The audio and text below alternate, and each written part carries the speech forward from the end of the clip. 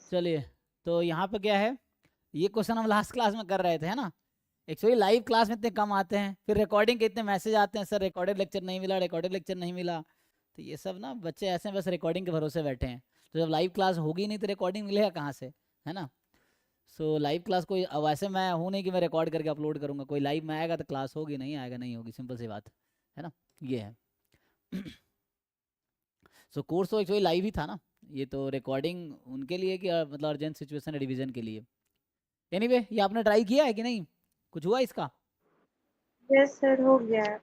हो गया ना, जो अल्फा 4 आया होगा लास्ट टाइम वही आंसर है इस क्वेश्चन का, सिंपल। सर उस मेथड से नहीं किया, दूसरे मेथड से। अच्छा दूसरा से, चलो हम करके देखते हैं क्या वो डायग्राम बना के।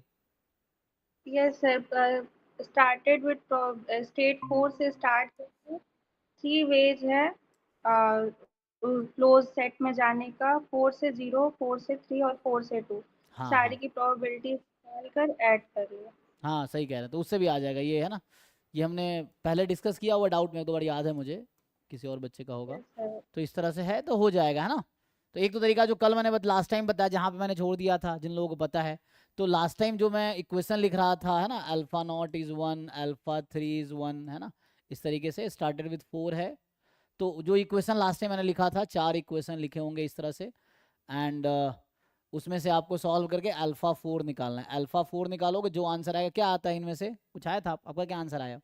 21 डी। ओके, तो ये आ गया। तो अल्फा 4 भी वहां पे यही आएगा। सो 10/24, एक ऑप्शन ये है। दूसरा ऑप्शन आप ट्रांजिशन डायग्राम बनाओ, उसके अकॉर्डिंग सॉल्व कर लो, ठीक है। तो आई थिंक दैट्स ऑल, अपना अपना तरीका है। तो नेक्स्ट पे आते हैं। तो आपका हो ही गया है तो सॉल्व करने की जरूरत है ही नहीं, अगर नहीं आता तो फिर मैं सॉल्व कर देता। तो अभी हम स्टैट्स वाले क्वेश्चन देख रहे हैं। तो ये एक्चुअली हमारा पेपर चल रहा है जून 2023 वाला, नहीं ये कौन सा है, सही, हाँ जून 2024 वाला। हाँ जो कि जुलाई में हुआ था ना, तो जून 2024 वाला पेपर है ये। ओके, सो स्टैट्स के क्वेश्चन देख रहे हैं ना हमें तो। सर क्वेश्चन पेपर है जिसमें आंसर की है 24 का, आप ये भेजिए, सेम पेपर। कहाँ पे है ये, तो आप यस ग्रुप में भेजिए या मुझे भेजिए, वही ओपन कर लेते हैं या तो। सर। हम्म।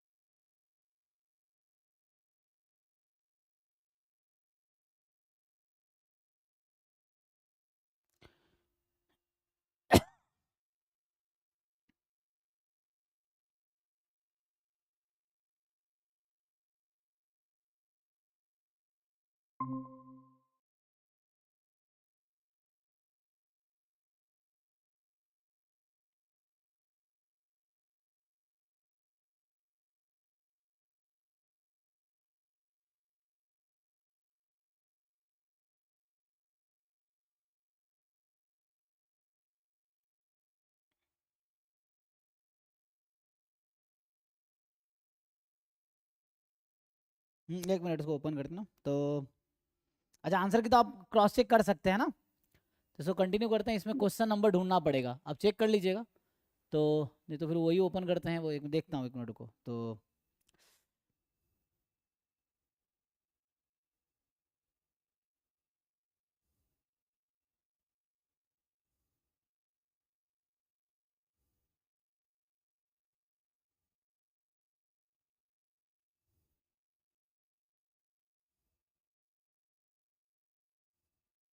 हम्म। तो आपने भेजा है पेपर, आपने भेजा है ग्रुप में, है ना। अच्छा तो ये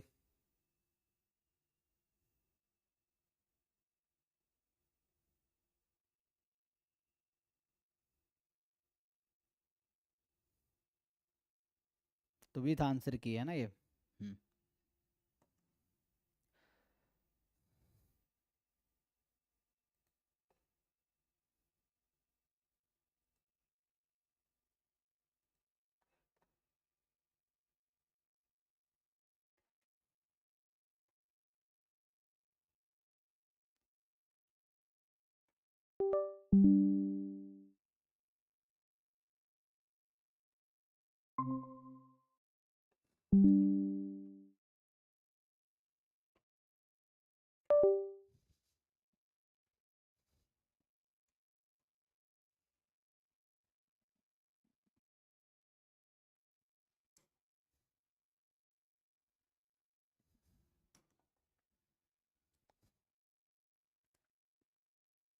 अच्छा, तो ये आंसर किया, आप इसको चेक कर सकते हैं ना।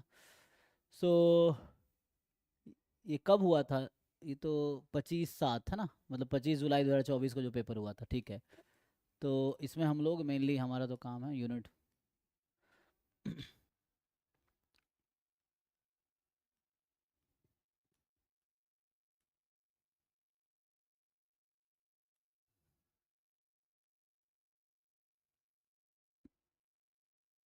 तो 20 यहाँ पे एप्टीट्यूड ख़त्म हो जाएगा, और यहाँ से पार्ट बी स्टार्ट हुआ, ठीक है। तो हमें वो क्वेश्चंस देखने हैं जो स्टैटिस्टिक्स के हैं। तो ये हमने लास्ट टाइम ये सॉल्व किया था पिछले क्लास में, ठीक है। तो ये क्वेश्चन मतलब पहला क्वेश्चन था जो कि लास्ट क्लास में हमने सॉल्व किया था इसको।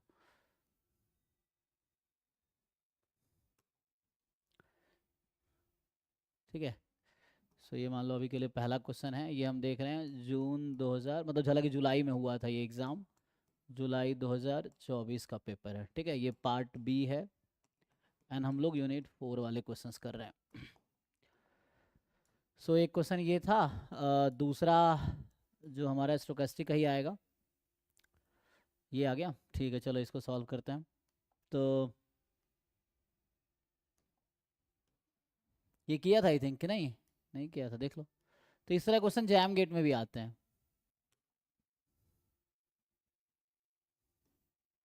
इसमें क्या है, x1 x2 be a random sample from a population having PDF this, है ना। तो ये आपका यूनिफॉर्म 02 है, और ये आपका यूनिफॉर्म 04 है, ठीक है। अब आप क्या करेंगे, सिंगल रैंड, अच्छा सैंपल साइज 2 है, राइट। सैंपल साइज 2 है। हम्म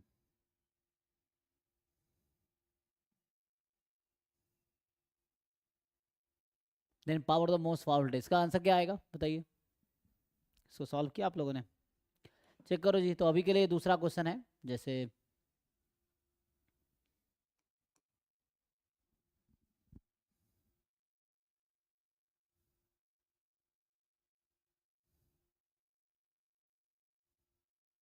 तो आपको चेक करना होगा मोनोटोनिक प्रॉपर्टी क्या है ना। तो यहाँ पे टेस्ट स्टैटिस्टिक्स क्या हो लेंगे, जैसे आप है ना लाइक्लीहुड फंक्शन आप लिखोगे अंडर h0 इन वेक्टर x, है। सो लाइक्लीहुड फंक्शन इसमें क्या होगा, जॉइंट पीडीएफ ही होगा, क्योंकि पैरामीटर तो ऐसा है नहीं। तो यहाँ जो लाइक्लीहुड फंक्शन होगा f of x1 comma x2, ठीक है, अंडर h0, एंड यहाँ होगा f of x1 x2 under h1, यही ना। सिंपल वर्सेस सिंपल है ना। तो और ये less than equal to k, अब ये क्या बन के आएगा। तो आपको चेक करना पड़ेगा ये मोनोटोनिकली इंक्रीजिंग है या डिक्रीजिंग है, उसके अकॉर्डिंग। तो रेशियो क्या होगा, मोनोटोनिकली इंक्रीजिंग होगा डिक्रीजिंग होगा। आप इसका क्या करते हैं ना, लाइक्लीहुड रेशियो टेस्ट लगाइए पहले, तो क्रिटिकल रीजन निकालना पड़ेगा। और क्रिटिकल रीजन के बाद एक आपको बता रखा है कि power of the most powerful test of size, तो ये साइज दे रखा है, तो आपको पावर निकालना है। क्रिटिकल रीजन आइडिया है आप लोगों को, यू फाइंड क्रिटिकल रीजन।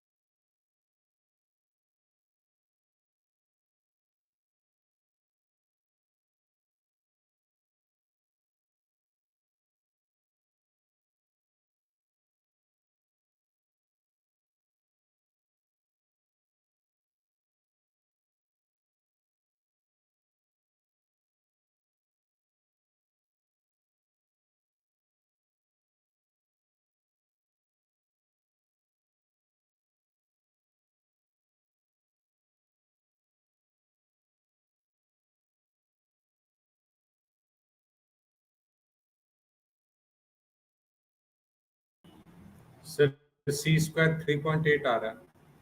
कितना आ रहा है? 3.8। कैसे? 3.8 ये क्या आ रहा है? 3.8 3.8 आ रही। क्या आंसर, क्या कहना चाह रहे हो आप? नहीं, ये क्रिटिकल रीजन आपने कहा ना, आंसर तो सर इसका अभी नहीं निकाला है मैंने, अच्छा, आंसर निकाल क्रिटिकल के बताऊं। क्रिटिकल रीजन क्या आ रहा है? 3.8 आ रहा है। नहीं, क्रिटिकल रीजन तो ऐसा होगा ना, T less than equal to K, T more than equal to K, something like this. हाँ हाँ हाँ हाँ हाँ। तो ये लास्ट में सॉल्व करने पर सी स्क्वायर अपॉन 4 इक्वल टू 0.95 आ रही है। अच्छा, तो यहाँ टेस्ट स्टैटिस्टिक्स आपका क्या है, टी क्या है? अच्छा, ये मैं सर समझ गया इसमें जो आप, मतलब मैं, हाँ मैं समझा जो आप कहना चाह रहे हैं। मैक्सिमम ऑफ x1 x2 मैंने लिया। मैक्सिमम ऑफ x1 x2 लिया, तो उससे सॉल्व करके देखिए आंसर आ रहा है। सर आंसर तक नहीं पहुंचा हूँ। हाँ, ट्राई करके देखिए आगे, तो कोशिश करके देखिए।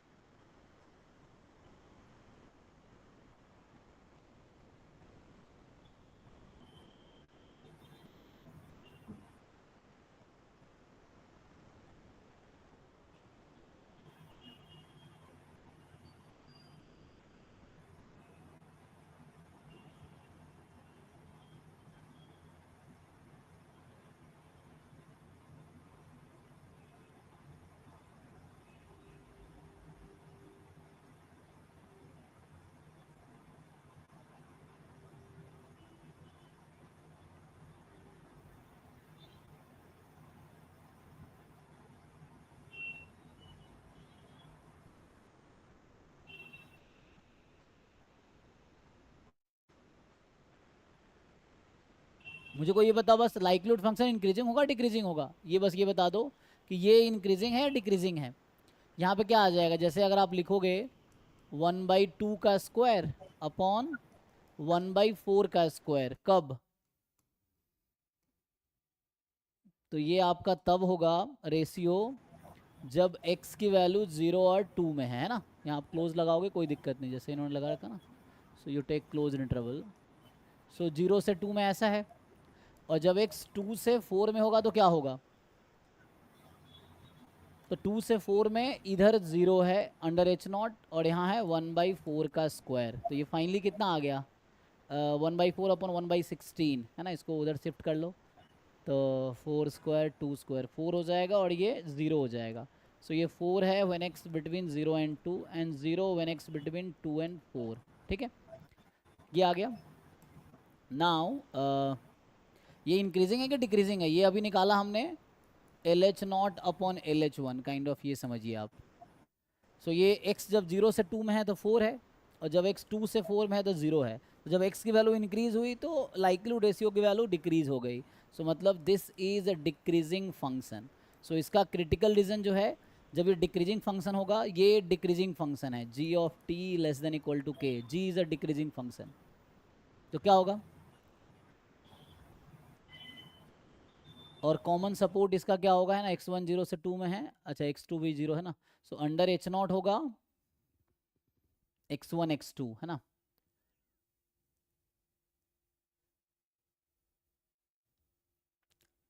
तो डिक्रीजिंग है तो t more than equal to some c, इस टाइप का आएगा। तो यहाँ क्रिटिकल रीजन होगा t more than equal to some c। अब question is what is this t, ये आपको बताना है कि जब रैंडम सैंपल है इसमें t क्या आएगा। सो ये है c की वैल्यू तो आ जाएगी यहाँ से, है ना।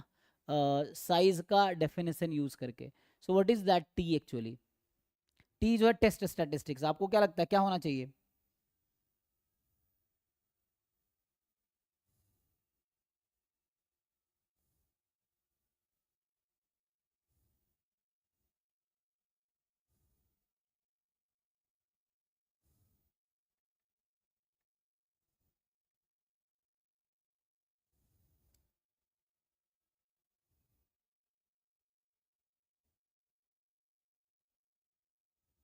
कोई भी तो बताओ भाई, किसी को आइडिया नहीं है.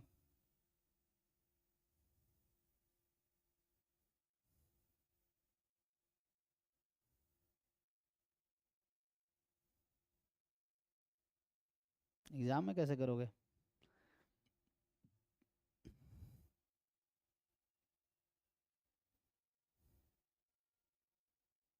पहले तो मुझे ये डिसाइड करना था ना कि T less than equal to C होगा या more than equal to C होगा. तो ये मैंने डिसाइड किया T more than equal to C है, क्योंकि लाइक्लीहुड रेशियो डिक्रीज है. क्वेश्चन है सी आ जाएगा साइज के डेफिनेशन से. But what is the value of T? T क्या है? मतलब टी का meaning, T is the test statistics. So what do you think what will be test statistics here?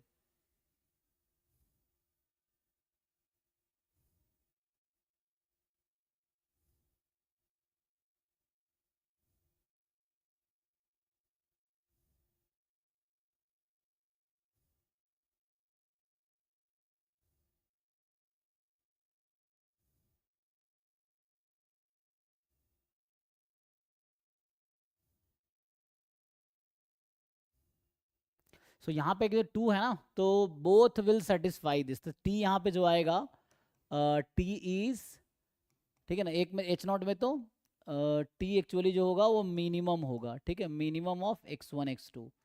तो यहाँ जो मैं बता रहा हूँ, जो टी में आपसे पूछ रहा था, that will be minimum of x1 x1, kind of first order statistics अगर रैंडम सैंपल है तो. सो ये आएगा. तो फाइनली जो क्रिटिकल रीजन आया कि minimum of x1 comma x2 less than equal to C, ये है. अब आप जो साइज आपको दे रखा है वो है 0.05. So probability of minimum of x1 comma x2 less than equal to C under H naught, मतलब आपको एच नॉट मतलब पहला पीडीएफ यूज करना है. So this is 0.05. So can you find the value of C? बताइए. अब इसको use करके सी निकालो एक बार और बताओ क्या आएगा.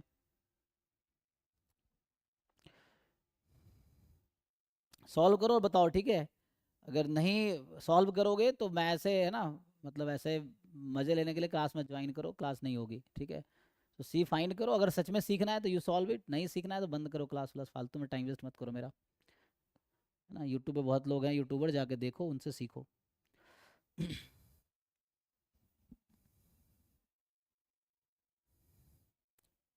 क्योंकि एग्जाम में तो खुद ही करोगे ना सॉल्व. तो इसको सॉल्व करके आंसर बताओ.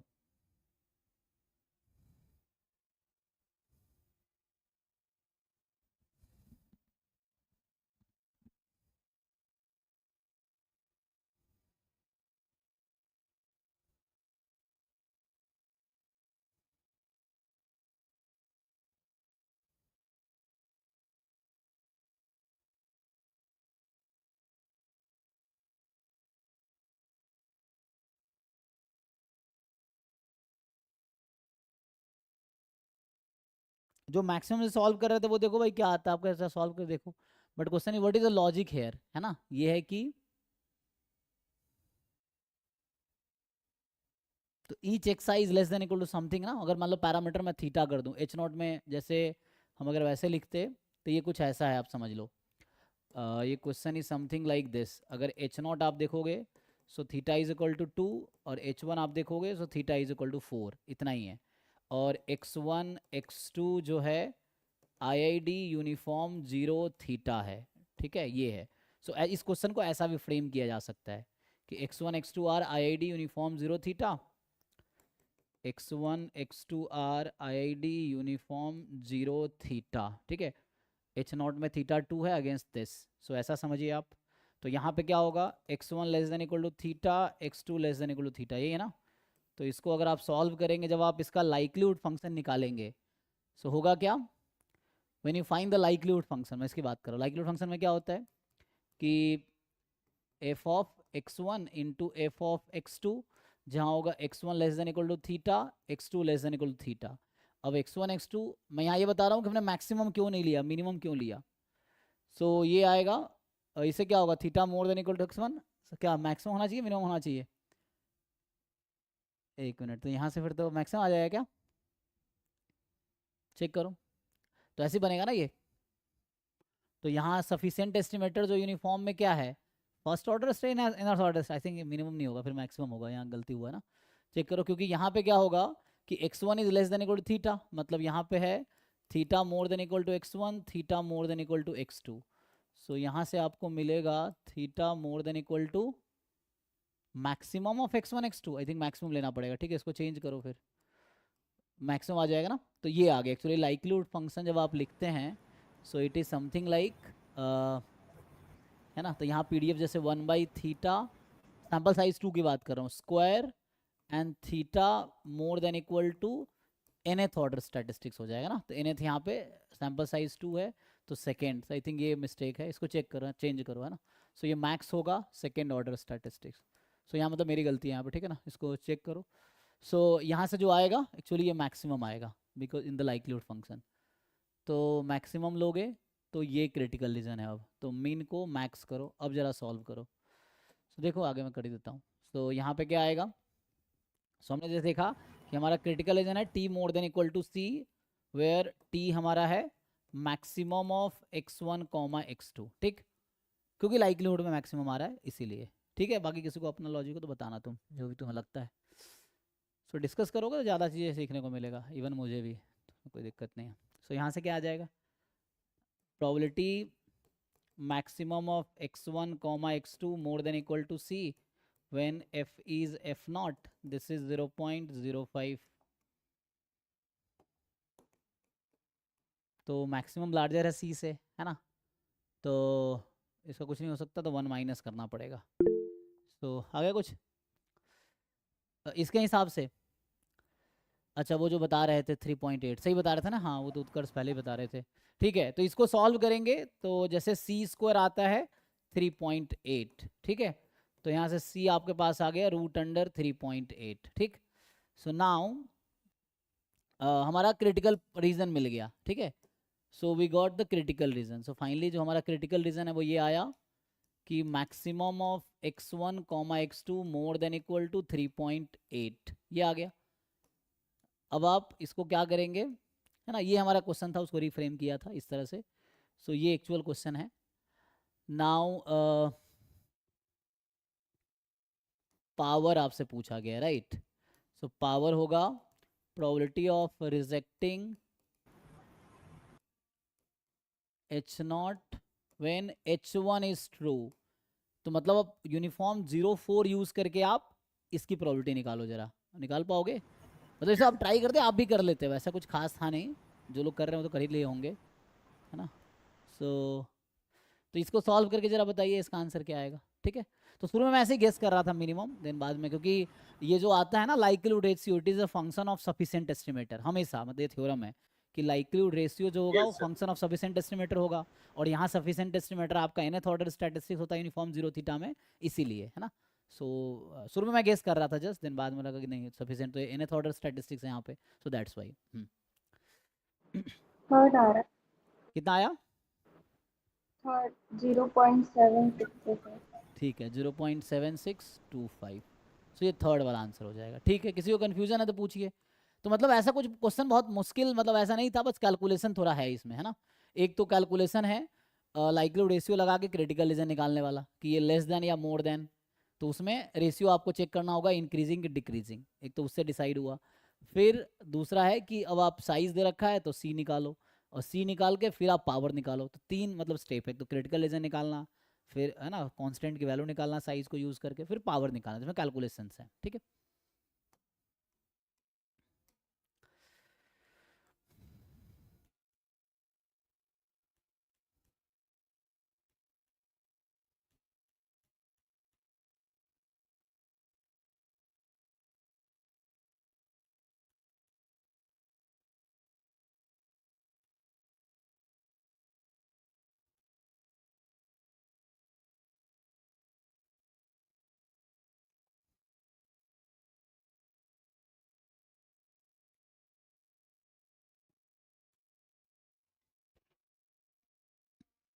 सो अभी के लिए ये क्वेश्चन नंबर 3, अच्छा हमें अलग ये क्वेश्चन सॉल्व कर रखा है ऑलरेडी। सो ये अभी के लिए 3 है इस पेपर में जो ऑर्डर है। पहला क्वेश्चन तो कल किया था वो सैम्पलिंग वाला, दूसरा वो था, तीसरा अभी ये है। कह रहा है x1 x2 रैंडम सैंपल है नॉर्मल। सो x1 x2 IID है नॉर्मल 0 सिग्मा स्क्वायर एंड जहाँ सिग्मा पॉजिटिव है normal mu sigma square normal है, ठीक है।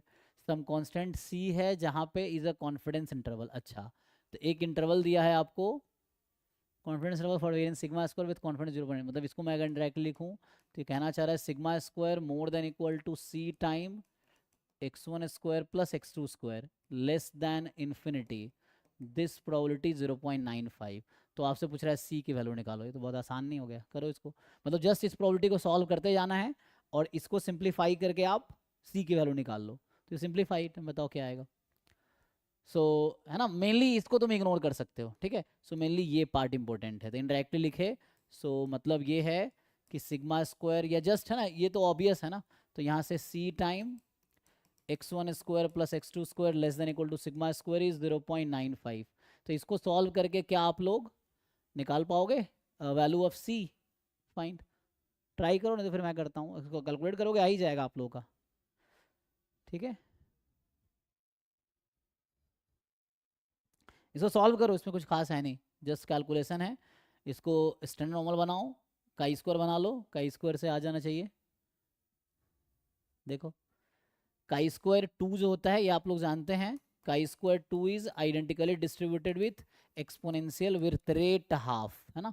सो ये हो सकता है यहाँ पे यूज होगा। So chi square 2 is identically distributed with exponential half, तो इसको यूज कीजिए और बताइए।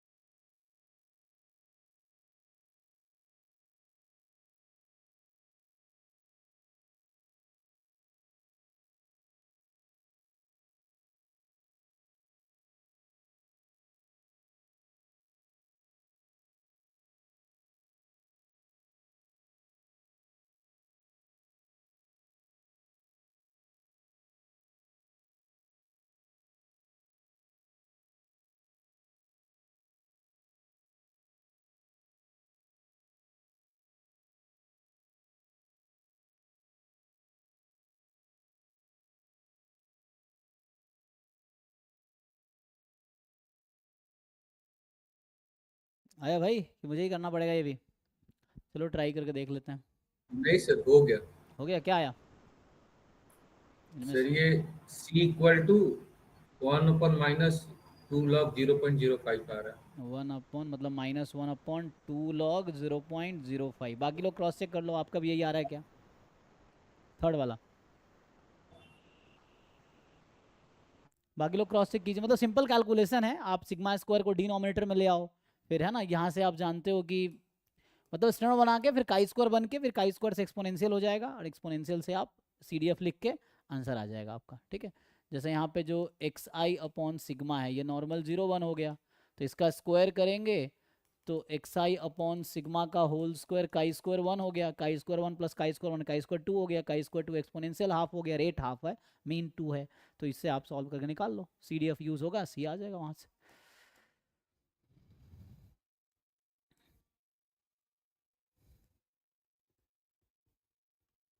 ये डायनामिक्स का लग रहा है ना, तो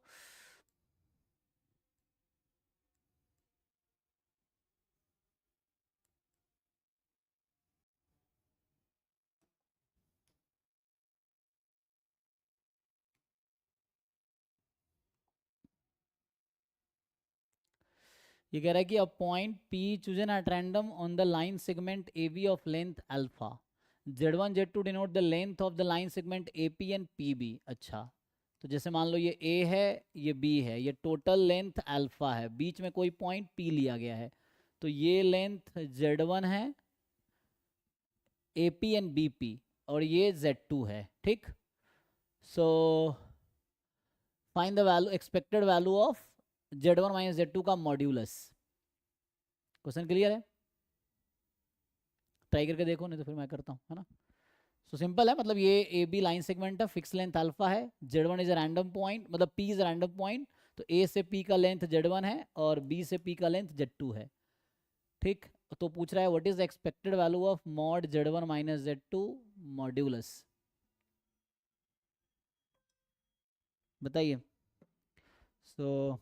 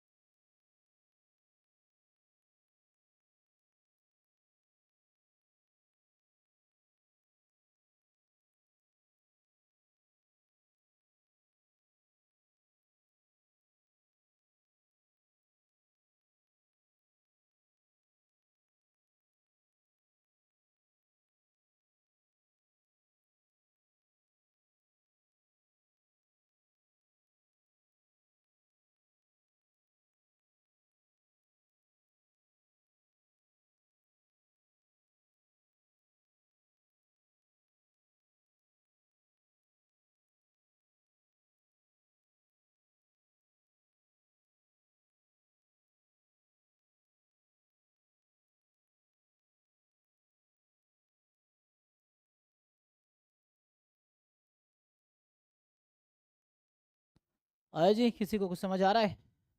यही सब एग्जाम में भी मिलना है, जो क्वेश्चन ऐसे दिख रहा है PYQ में, वैसे ही एग्जाम में भी आएगा। अब खुद को कैपेबल बनाओ कि सॉल्व कर सको, बस यही है। तो एग्जाम में कोई अलग से जादू नहीं होगा, घर पे नहीं हो रहा है तो एग्जाम में भी नहीं होगा।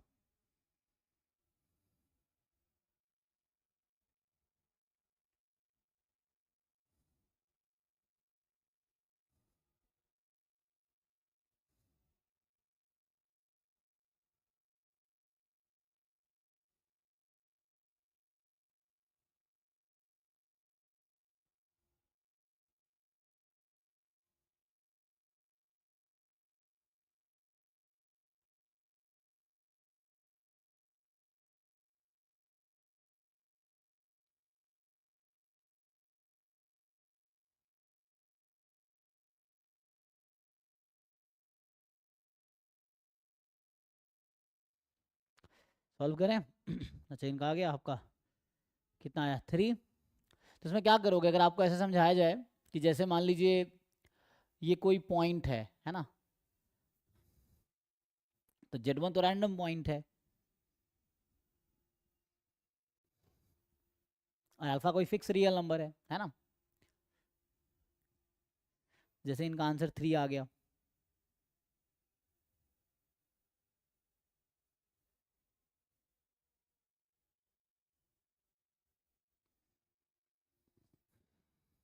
यहाँ से ये तो समझ आ रहा ना कि Z1 प्लस Z2 का लेंथ फिक्स है अल्फा, तो Z2 is alpha minus Z1, और Z1 का डिस्ट्रीब्यूशन क्या होगा, तो Z1 can be anything uniform 0 alpha, ऐसा ले सकते हैं। Yes sir. ठीक है। तो है ना, तो ऐसे अगर आप देखोगे तो Z2 भी वैसे तो उसके अकॉर्डिंग चेंज हो जाएगा, है ना। अगर आप ऐसे देखो कि मैं ये कह रहा हूँ कि Z1 की वैल्यू है 0 अल्फ़ा में कुछ भी, तो माइनस Z1 हो जाएगा माइनस अल्फ़ा से 0, और अल्फ़ा माइनस Z1 हो जाएगा, वैसे बता रहा हूँ 0 से अल्फ़ा में, तो ये भी 0 से अल्फ़ा में ही होगा। ठीक है, तो बस ये कंडीशन है आपके पास, ये मैं कहना चाह रहा हूँ कि Z2 भी यूनिफॉर्म 0 अल्फ़ा ही होगा, लेकिन 0 अल्फ़ा की बजाय यहाँ से थोड़ा चेंज करना पड़ा, है ना। लिख सकते हैं 0 से अल्फ़ा में ही है, लेकिन उसके अकॉर्डिंग थोड़ा चेंज आएगा, तो इसको अभी रहने रुक जाओ। यहाँ से Z2 अल्फ़ा माइनस Z1 है, चलो Z2 को Z1 के टर्म में ही ले आएंगे। तो ठीक है, अब यहाँ से देखो, तो इसको क्या करना है, डबल इंटीग्रेशन ही तो करना है।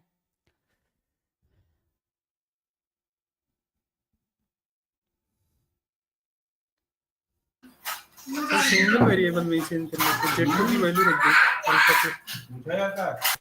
आपकी आवाज़ वो थोड़ा बहुत नॉइज़ आ रहा है, क्या कह रहे हैं आगे आप। सॉल्व करो इसको, तो इसमें Z1 में ले आओ ना इसको। तो यहाँ से हम क्या कर सकते हैं, expectation mod Z1 minus Z2, तो Z2 की वैल्यू तो यहाँ अल्फा में Z1 रख दो यहाँ पे, तो ये हो गया एक्सपेक्टेशन Z2 रख दो, सो Z1 माइनस Z2 की जगह रखो अल्फा माइनस Z1, ठीक, ये हो गया। सो ये आपके पास है एक्सपेक्टेशन, कलर चेंज कर देता हूँ ना, तो यहाँ पे इस कितना आ जाएगा 2Z1 माइनस अल्फा का मॉड। अब बताओ Z1 यूनिफॉर्म 0 1 है, 0 अल्फा है, तो क्या सॉल्व नहीं कर लोगे, अभी भी दिक्कत है भाई। ये 2Z1 माइनस अल्फा का मॉड है, तो एक्सपेक्टेशन फंक्शन ऑफ Z1 ही तो है, तो क्या करना है आपको, integration 2 mod Z1 minus alpha है, तो ऐसे ये सॉल्व कर लो। PDF इसका 1 बाई अल्फा है, DZ1 0 टू अल्फा। बताओ ये सॉल्व कर पाओगे आप लोग, इंटीग्रेशन आता है, चेक करो।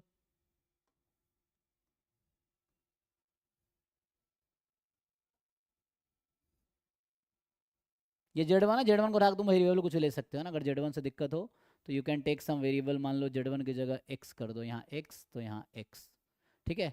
तो ये हो गया 2, अच्छा यहाँ आई थिंक गलती हो गया 2 का लिखने में, सो 2 इनसाइड था ना, तो इसको ऐसा लिख लो 2x माइनस अल्फ़ा, ठीक है ना, ये Z1 को जस्ट मैं अल्फ़ा ले रहा हूँ, है ना, तो 2x minus alpha into PDF of Z1 जो कि 1 बाई अल्फ़ा है, एंड 0 टू अल्फ़ा, ये इंटीग्रेट कर लो जैसे बता रहे हैं, थर्ड ऑप्शन आएगा, तो इसको इंटीग्रेट करो, आई होप आपको इंटीग्रेशन आता होगा, क्योंकि ये 0 कब होगा, तो ये 2x माइनस अल्फ़ा को 0 कर दो, अल्फ़ा x बराबर अल्फ़ा बाई 2 आ गई, तो इसको 0 से अल्फ़ा में बीच में अल्फ़ा बाई 2, इसका इंटीग्रेशन 2 पार्ट में ब्रेक करना पड़ेगा, 0 से alpha by 2 plus alpha by 2 से अल्फ़ा, अब करके इंटीग्रेट कर लो, ठीक है।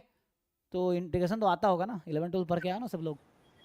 सर दोनों की value alpha by 4 alpha by 4 आ रहा है। अच्छा दोनों की, वाह। सो मिला के कितनी आ गई, अल्फ़ा बाई 2 आ गई, ठीक है। सो आपके आंसर है ना, तो अगर सॉल्व करोगे तो ठीक है, वरना टाइम बचेगा, ठीक है, क्योंकि एग्जाम में यही सब मिलना है, इस तरह के क्वेश्चन ही वहाँ भी मिलेंगे। चलिए जी, तो नेक्स्ट जो है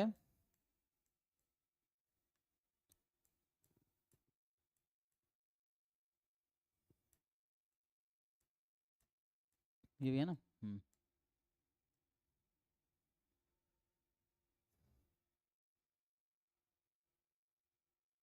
एक बार में नहीं आ पाएगा ये तो,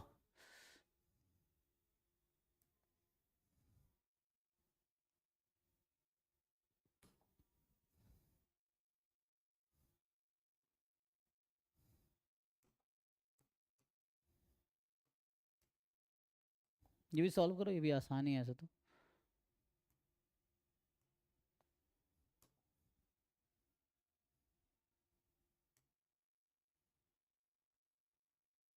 ठीक है, इसको सॉल्व करो आप लोग। तो ये पूरा क्वेश्चन है, ये कह रहा है आपको कितना था ये, तो इधर 3, ये 4th नंबर, ठीक है, और इधर ये 5th number. So x1 x2 x10 we are random sample from this distribution and आपसे बोल रहा है कि पावर डिस्ट्रीब्यूशन है एंड प्रायर आपको दे रखा है, तो प्रायर जो है लैम्डा ई की पावर माइनस लैम्डा एक्स है ना, तो उस तरह से कुछ, तो ये 1 हो गया एक्सपोनेंशियल, जब उस तरह से कुछ है गामा डिस्ट्रीब्यूशन है ना ये. सो प्रायर जो है वो गामा है एक्चुअली. तो आपसे पूछ रहा है base estimator of theta under square air loss, ये आसान है, करके देखो.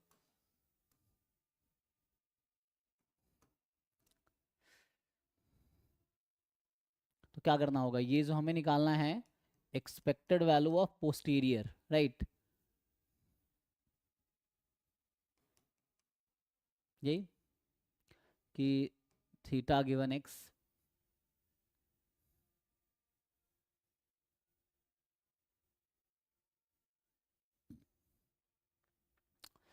तो यहाँ से अगर लाइक्लीहुड फंक्शन लिखोगे तो क्या हो जाएगा, थीटा की power n product of x I theta minus 1, या अगर डिस्ट्रीब्यूशन से पता है तो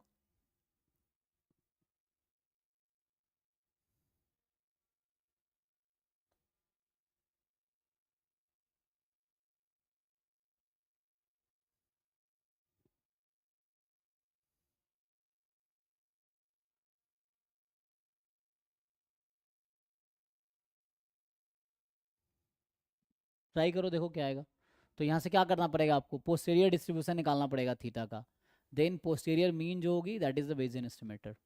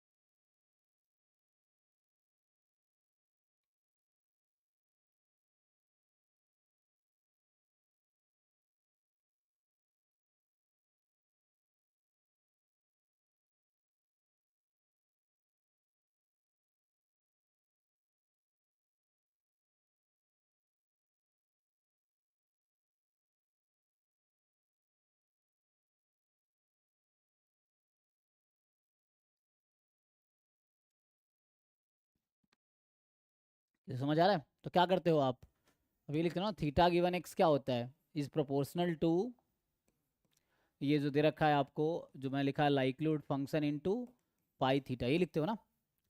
so theta given x vector proportional होगा, या अगर आप इक्वलिटी लगाओगे तो इक्वल टू है ना some constant time this two, तो कितना आ जाएगा, इसको पहले लिखोगे तो थीटा ई की पावर माइनस थीटा, ये पहले पाई थीटा लिख दिया, और उसको लिखोगे थीटा की पावर एन और प्रोडक्ट ऑफ एक्स आई, तो इसको हम ऐसा भी लिख सकते हैं ना, इसको हम ऐसा लिख सकते हैं लाइक्लीहुड फंक्शन को, थीटा की पावर एन अगर ई की पावर में ले आए तो ई की power log x is x, so e की पावर है इसका लॉग ले लो, तो ये हो जाएगा theta minus 1 log of, so product of log x i चलेगा, ठीक है, आई फ्रॉम 1 to n. तो इसको मैं इस फॉर्म में लिख दे रहा हूँ. सो ये है थीटा की पावर n ई की power theta minus 1 summation of log x I I from 1 to n, इसको फिट करो, और आइडेंटिफाई करो कौन सा डिस्ट्रीब्यूशन बनेगा, है ना। अगर प्रोपोर्शनल में ही लिख के चलना, कोई दिक्कत नहीं यहाँ तक। तो क्या आएगा, तो दिस विल हैव डिस्ट्रीब्यूशन, यहाँ से आ गया थीटा की पावर n+1, ई की पावर को उधर मर्ज कर दो। सो ई की पावर को अगर 7 करोगे तो ये minus theta and summation log x i का कुछ नाम दे देता हूँ अभी मैं, क्योंकि ऑप्शन में भी है ये। तो ये समेसन लॉग एक्स आई को कुछ मैं नाम दे देता हूँ, लेट से टी बोल देते हैं फॉर एग्जांपल, है ना। तो ये हमें चाहिए, मैं कह रहा हूँ मान लो टी नाम दे देते हैं समेसन लॉग एक्स आई को, है ना, स्मॉल कैपिटल जो भी लिखना भी लिख लो। सो यहाँ पे ये कुछ ऐसा हो गया, इसको मैं टी बोल देता हूँ, ठीक है, θ-1 इंटू टी, ठीक है। सो ये कुछ ऐसा है, थीटा की पावर n ई की पावर θ-1 इंटू टी, सही लिख रहा है ना, देख लो। So yes sir. ओके यहाँ तक।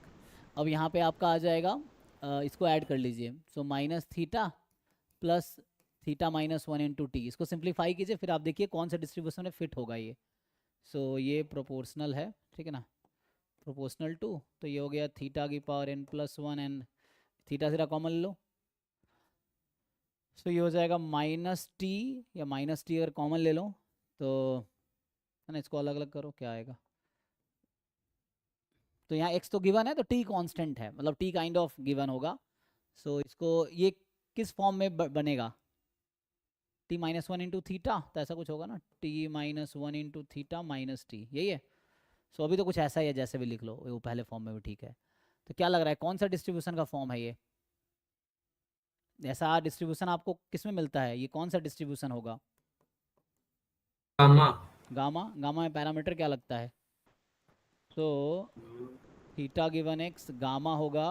तो ये जो पावर होता है ना, यहाँ x की पावर α-1 ई की पावर माइनस बीटा एक्स, अगर ये वाला फॉर्म देख रहे हो तो ठीक। यस सर, इसी से देख रहे हैं। तो अल्फा तो हो जाएगा n+2 काइंड ऑफ, ऐसा होगा।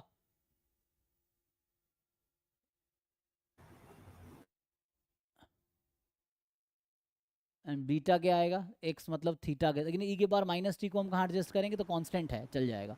इसको आप अलग भी कर सकते हो ना, तो है ना, देखो गिवन x है, तो x में एक्साइज की ऑब्जर्व वैल्यू अगर गिवन होती तो t कोई कांस्टेंट होता, तो t कांस्टेंट है, इसलिए t का टेंशन नहीं है। सो ये e की power minus T some kind of constant, इसको आप इग्नोर कर सकते हैं, इस फॉर्म में है। तो क्या बनेगा, अच्छा n के टर्म में मैं कर रहा हूँ, n हमारा एक्चुअली क्वेश्चन में 10 है, बाद में पुट कर देंगे। चलो, तो अभी के लिए इसको इससे फिट करो, ये कोई कांस्टेंट है, this is constant because xi यहाँ गिवन है, तो xi कोई ऑब्जर्व वैल्यू गिवन होगी, तो t समेसन xi को ले रखा है मैंने, तो ये कांस्टेंट होगा, इसको, है ना, ये प्रोपोर्शनलिटी में चला जाएगा, हटाओ इसको। देखो अब तो मेनली वेरिएबल यहाँ थीटा है, जो रैंडम वेरिएबल है वो थीटा है, यहाँ पे आपको ध्यान रखना, यहाँ जो x लिख रहा हूँ वो थीटा होगा, आप इससे कंपेयर कर सकते हो चाहो तो, ठीक है। तो ये n+2 हो गया, एंड चेक करना कैलकुलेशन भाई, माइनस बीटा, तो माइनस करेंगे तो क्या आएगा, 1 minus T minus beta T ना। सो ये माइनस कॉमन निकाल लो, तो 1 माइनस टी काइंड ऑफ आएगा। तो ये हो गया।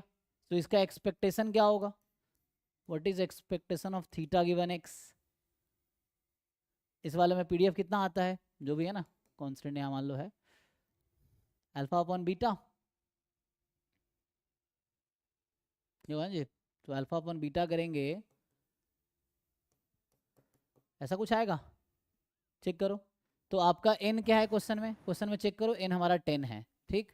सो पुट कर दो, जो जो चीज़ें था यहाँ पुट कर दो, तो n हमारा 10 है, तो ये 12 हो गया, और 1 माइनस टी हमने नाम रखा हुआ है इसका, तो summation log x I from 1 to n। किसी को डाउट है तो पूछो इसमें, देखो तो कौन सा वाला बना ऑप्शन, 1 माइनस है ना, पहला वाला ही लग रहा है जी, चेक करो,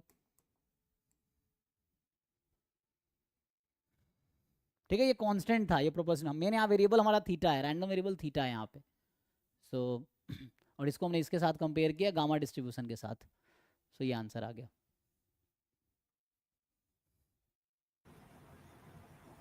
ओके जी, चलिए नेक्स्ट क्वेश्चन पे आते हैं। तो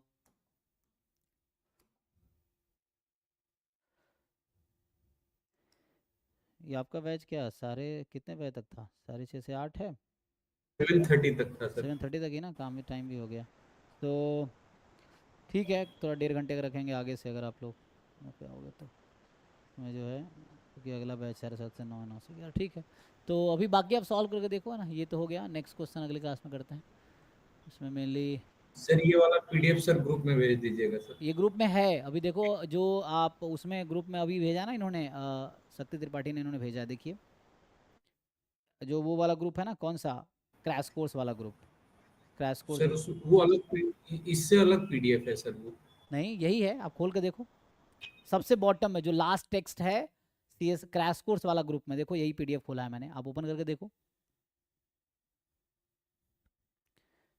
यहाँ देखो आप, है ना, ये मैं पिन कर देता हूँ, ये देखो ना यहाँ पे क्रैश कोर्स वाला जो ग्रुप है, crash course CSIR NET statistics June 2025 official नाम से जो ग्रुप है जिसमें लिंक आया था, उसमें देखिए सबसे लिंक के बाद उन्होंने पीडीएफ भेजा हुआ है, चेक कीजिए वहाँ पे यही पीडीएफ है, ओपन करके देखिए आप, सेम पीडीएफ है, क्योंकि मैंने वही पीडीएफ खोला है यहाँ डाउनलोड करके। ठीक है जी, चलिए कल मिलते हैं, थैंक यू।